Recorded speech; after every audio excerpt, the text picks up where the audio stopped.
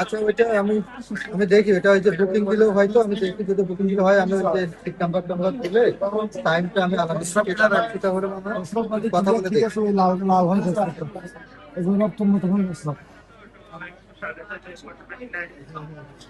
আচ্ছা, আর টাইমটা লামিসা, টাইম কখন, টাইম কখন?